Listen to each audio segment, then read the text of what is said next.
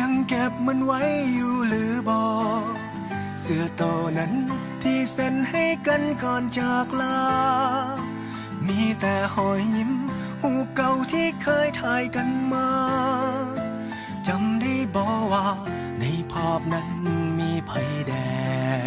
งวันเวลาผ่านเล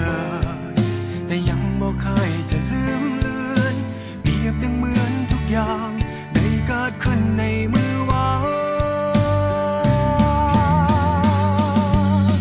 ขอเสียงทุกคนที่คิดฮอดหมอเจ็บฝังใจอยู่ใส่ผู้ใดที่คิดฮอดแฟนเก่าตอนนั้นหรือยังได้ใส่ชีวิตร่วมกันยินดีนำเด้อ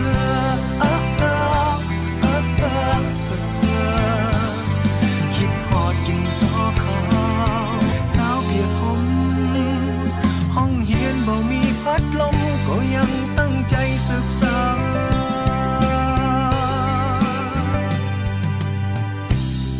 ทั้งคืนและวันจะหมุนไป5 ปี10 ปีพันคืนหมื่นวันนับจากนี้ภาพเก่า